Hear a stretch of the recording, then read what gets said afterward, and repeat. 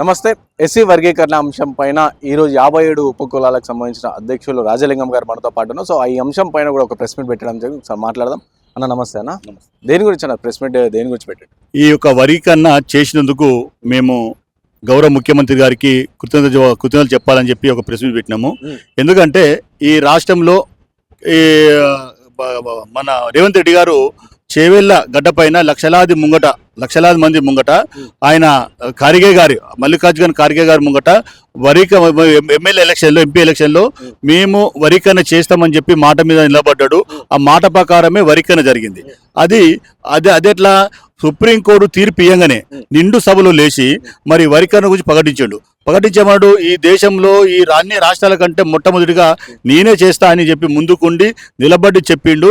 అందుకే అదేవిధంగా సేమ్ ఆ సార్ కూడా అదే విధంగా నిలబడి ఇప్పుడు వరీకరణ చేసిండు. అంటే మేము ఏమంటున్నాం అంటే 30 సంవత్సరాల నుండి ఆరు మంది ముఖ్యమంత్రులు మారినా ఏ ముఖ్యమంత్రి చేయండి ఇప్పుడు రేవంత్ రెడ్డి గారు చేశారు. ఆయనకు ఏ ముఖ్యమంత్రి చేయండి ఆ ముఖ్యమంత్రి చేసినందుకు మేము ఆయన కృతజ్ఞత తెలియజేస్తున్నాం. అలాగే 30 సంవత్సరాల నుండి ఎండకు ఎండుతూ వానకు తడుస్తూ రకరకాలుగా తిండి లేకున్నా ఆయన కాళ్ళు చేతులు ఇరిగిపోయినా కృష్ణన్న గారు మడమ తిప్పని పోరాటం చేసిండు. ఆయన లేకుంటే వరీకరణ అయ్యేది కాదు. అన్న ఒక మాట మీద నిలబడి వరీకరణ కాళ్ళు లేని వాళ్ళకు నోరు లేని వాళ్ళకు నేను ముంగటుండి నేను వీళ్ళకి చేసే న్యాయం అవుతుందని చెప్పేసి వరీకరణ అయ్యేంత వరకు నిలబడ్డ కృష్ణన్న గారికి కూడా కృతజ్ఞత తెలియజేస్తున్నాము. దాంతోపాటు దామోదర్ రాజనరసింహన్న గారు మరి ముఖ్యమంత్రి ఉండి సుప్రీంకోర్టులో మరి అడ్వకేట్లు పెట్టి వాళ్ళకు తోటి వాదోపవాదాలు వినిపించి చేసినందుకు ఆయన కూడా మేము కృతజ్ఞత తెలియజేస్తున్నాము.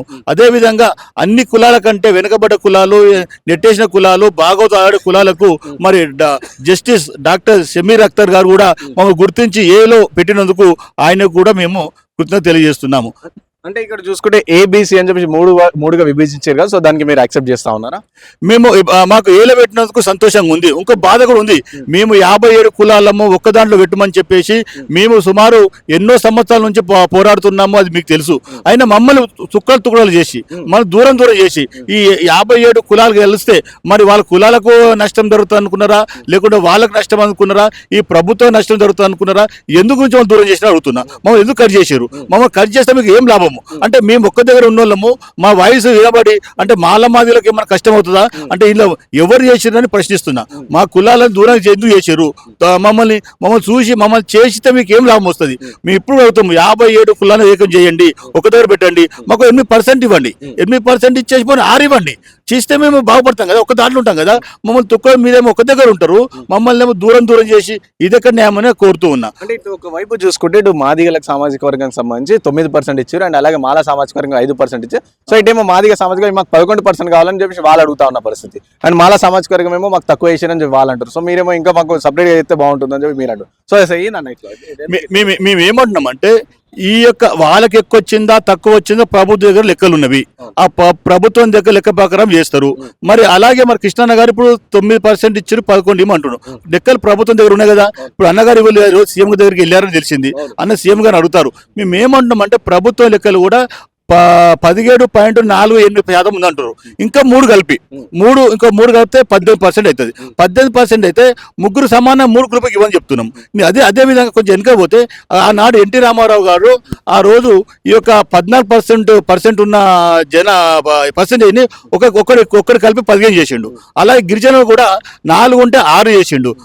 మొన్న మాజీ ముఖ్యమంత్రి కేసీఆర్ గారు 6 ఉన్న గిరిజనులకు 10 చేసిండు.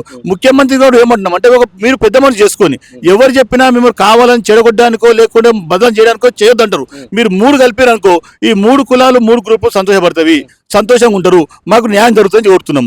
దాంతోపాటు ఇప్పుడు కూడా వరీకరణ జరిగిన మాత్రం మేము లాభపడతామా అని కరెక్ట్ కాదు. ఈ రోజు కూడా సర్టిఫికేట్ ప్రాబ్లం ఉంది. ఇప్పటికైనా గౌరవ ముఖ్యమంత్రి గారు చొరవ తీసుకొని ఆర్డీఓ ద్వారా కాకుండా ఎంఆర్ఓ సర్టిఫికేట్ ఇస్తేనే మాకు కులాలు బాగుపడతాయి, లేకుంటే ఒక అన్యాయం జరుగుతాము.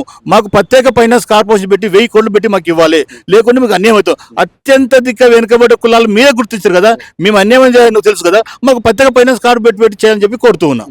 అంటే ఇది చూసుకుంటే ఒకవేళ రాష్ట్ర ప్రభుత్వం ఎస్సీ వర్గీకరణ కోసం కంప్లీట్ డెడికేటెడ్ కమిషన్ ఏర్పాటు చేసి ఇప్పుడు కంప్లీట్గా చేస్తుంది. కానీ మాలా సామాజిక వర్గం చాలా మంది సో మేము సుప్రీం కోర్టుకి వెళ్తాం, అవసరమైతే ఇంకో 9 మంది కావచ్చు 11 మంది వాళ్ళతో కూర్చోండి, ఇది ఎట్లా పోయినా సరే క్యాన్సిల్ చేసే ప్రక్రియ సంబంధించి మాలా సామాజిక వర్గం చెప్తా ఉంది కదా. నేను మాలా సోదరులకు మా పెద్దలకు కోరుతున్న ఒకటే, అన్న అయిపోయింది ఇప్పటిదాకా కొట్లాడినాం, ఒకటా రెండో అంటే ఒకటి రెండు తక్కువ రావచ్చు. అక్కడ మాదిగలు వచ్చి కొట్లాడుతున్నారు, ఇక్కడ మాలలు వచ్చి కొట్లాడుతున్నారు, మేము మాకు తక్కువ వచ్చి కొట్లాడుతున్నాం, ఎవరు సంతోషం లేవు, ఉన్నదాన్ని సంతోషపడతాం.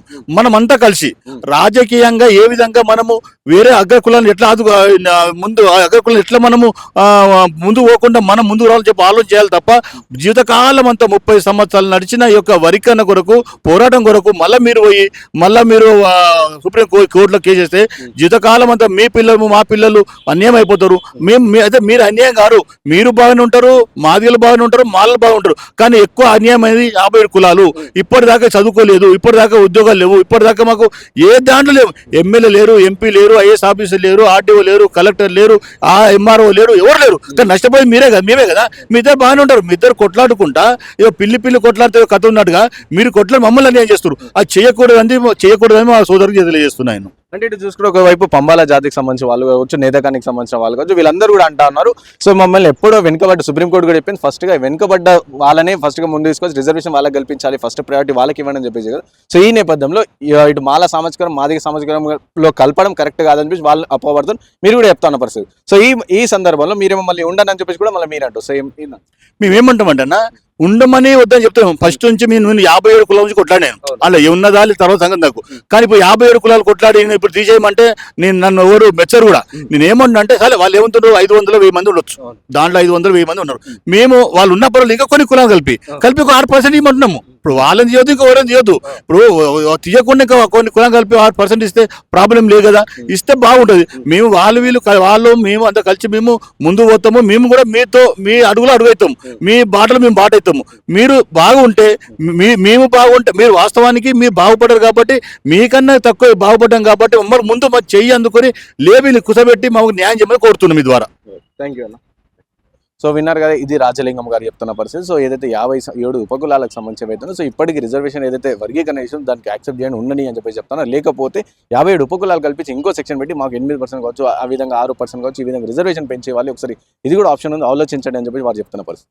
కెమెరా పర్సన్ సాయితో Rana Pratap, reporting for YN TV from Hyderabad. ముందు పోకుండా మనం ముందు రావాలని చెప్పి ఆలోచన చేయాలి తప్ప జీవితకాలం అంతా 30 సంవత్సరాలు నడిచిన ఈ యొక్క వరికన్న కొరకు పోరాటం కొరకు మళ్ళీ మీరు సుప్రీం కోర్టులో కేసేస్తే జీవితకాలం అంతా మీ పిల్లలు మా పిల్లలు అన్యాయం అయిపోతారు. అయితే మీరు అన్యాయం కాదు, మీరు బాగానే ఉంటారు, మాదిగలు బాగానే ఉంటారు, మాలలు బాగుంటారు. కానీ ఎక్కువ అన్యాయం అనేది 57 కులాలు ఇప్పటిదాకా చదువుకోలేదు, ఇప్పటిదాకా ఉద్యోగాలు లేవు, ఇప్పటిదాకా మాకు ఏ దాంట్లో లేవు, ఎమ్మెల్యే లేరు, ఎంపీ లేరు, ఐఏఎస్ ఆఫీసర్ లేరు, ఆర్డీఓ లేరు, కలెక్టర్ లేరు, ఎంఆర్ఓ లేరు, ఎవరు లేరు. కానీ నష్టపోయింది మేమే కదా. మీ ఇద్దరు బాగానే ఉంటారు, మీ ఇద్దరు కొట్లాడుకుంటా ఏదో పిల్లి కొట్లాడితే కథ ఉన్నట్టుగా మీరు కొట్లాడి మమ్మల్ని అన్యాయం చేస్తారు. అది చేయకూడదని మా సోదరులకు తెలియజేస్తున్నాను. అంటే ఇటు చూసుకుంటే ఒకవైపు పంబాల జాతికి సంబంధించిన వాళ్ళు కావచ్చు, నేతకానికి సంబంధించిన వాళ్ళు కావచ్చు, వీళ్ళందరూ కూడా అంటా ఉన్నారు సో